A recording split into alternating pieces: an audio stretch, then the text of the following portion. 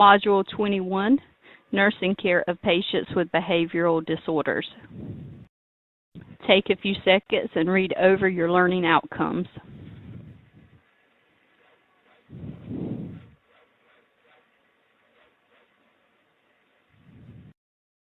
For your traumatic experiences, we have suicide, assault, homicide, and unintentional injury and trauma, which could be your motor vehicle accidents or your MVAs.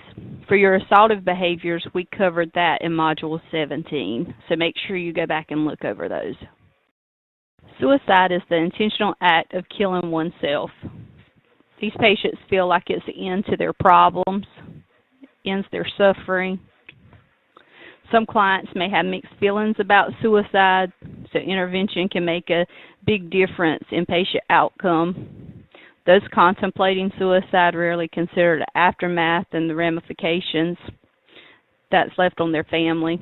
Long-term therapy is needed for those family members and friends that are left behind from suicide victims. Some myths about suicide. People who talk about suicide never commit it. People who are suicidal only want to hurt themselves, not others. There is no way to help someone who really wants to kill himself.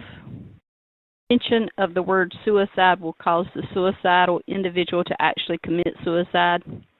Ignoring verbal threats of suicide or challenging a person to carry out suicidal plans will reduce suicidal behaviors. People who talk about suicide are only trying to get attention. Those at risk for suicide are your adolescents, your young adults, your older adult males, your comorbid mental illness, substance use or abusers, those with schizophrenia, eating disorders, bipolar and personality disorders, or those who have attempted suicide in the past. Untreated depression increases the risk of suicide in older adults.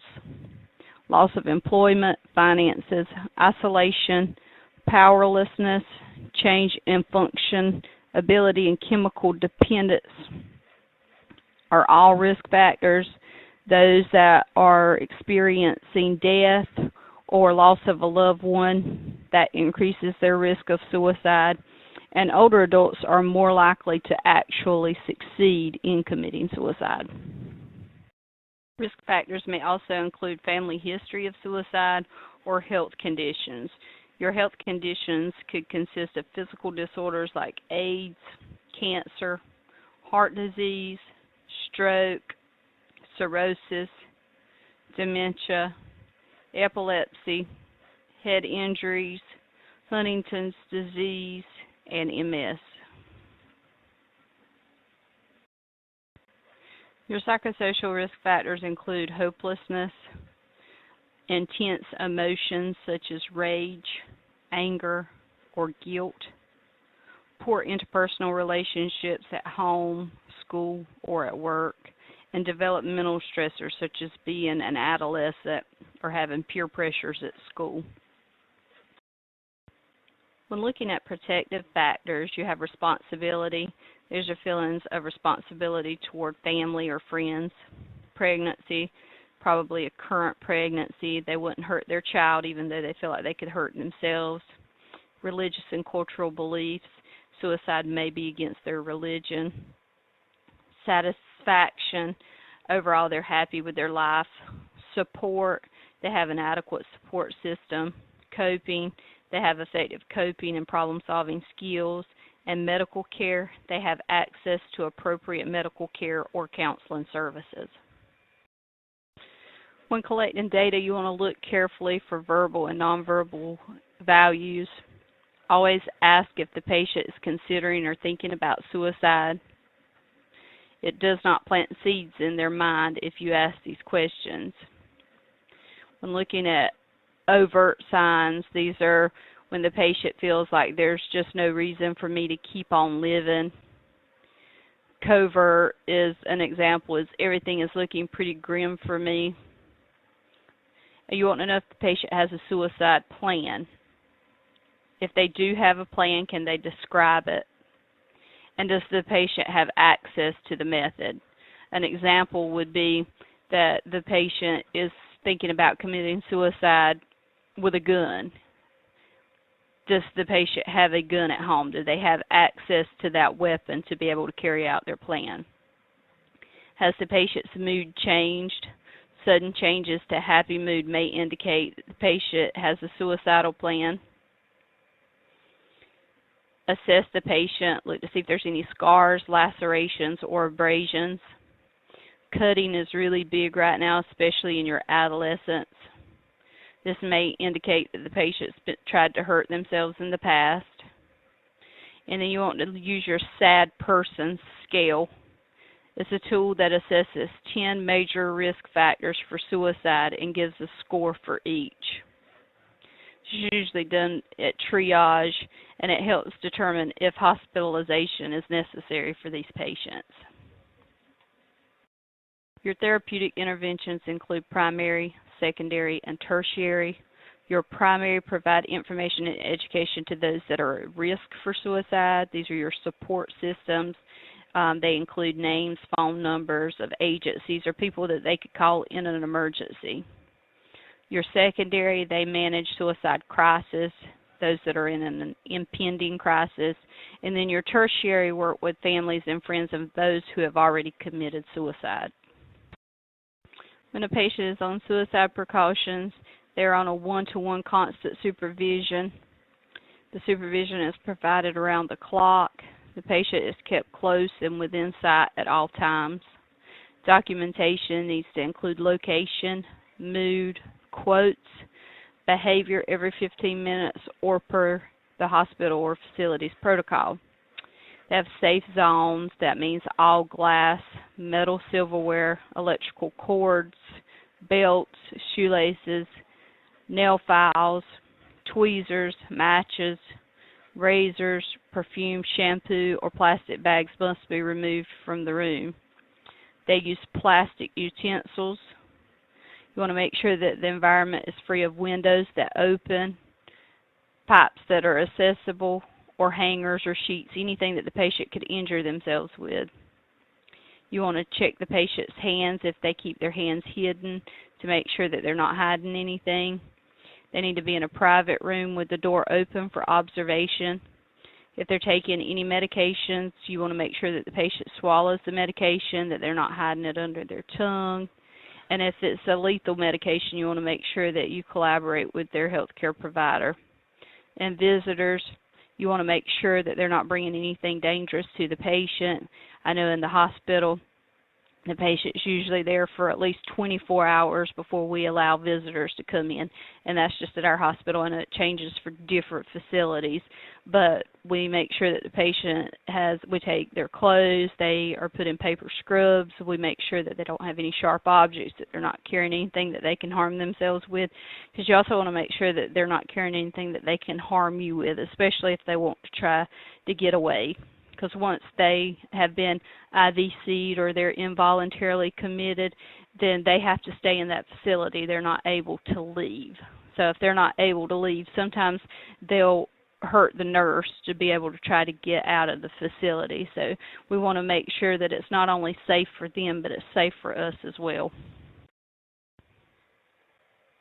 Therapeutic communication, you want to establish a relationship of trust. Limit the time a patient spends alone. Significant others should be included in the treatment plan. Be sure to include substance abuse or dual diagnosis treatment plans for these patients, and they may need to do a verbal or a written contract saying that they will not commit suicide. These links tell about a suicide story of a girl named Caitlin Elkins. She was from the Bladen community area. She graduated from Whiteville High School. She was born January 19th of 1990, and she committed suicide on April 11th, 2013. She was 23 years old when she took her life, and she was in her third year of medical school. The CNN story is her mom talking about her suicide letter and the depression that she was going through. but unfortunately, on August 29, 2014, her mom also committed suicide.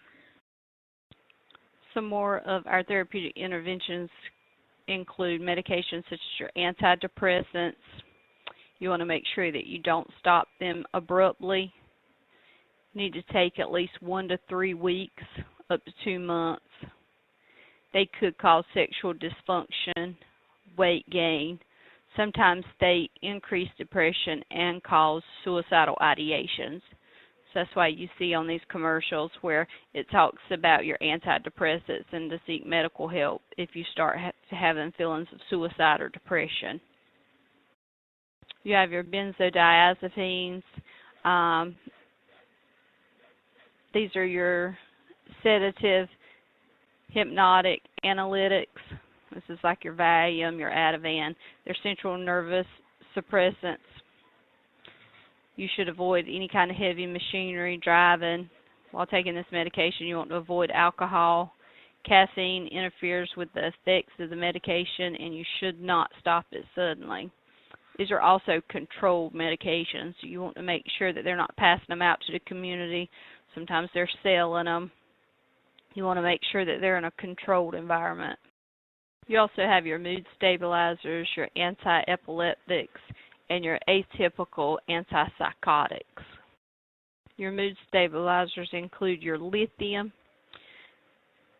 They need to take it with food to decrease GI upset. Maintain a healthy diet to decrease weight gain. They need 2 to 3 liters of fluids per day. Sodium intake must be adequate, and the patient must have labs to determine therapeutic levels. Anti-epileptics include medications like Depakote, and you want to take with food to minimize GI upset. Your atypical antipsychotics include Risperidol and Zyprexa. These can cause weight gain, agitation, dizziness, sedation, and sleep disturbance. You have those with assaultive behaviors. This is usually spouse on spouse, parent on child. It could even be child on parent. They typically have a past history of violence or a past history of some type of criminal activity.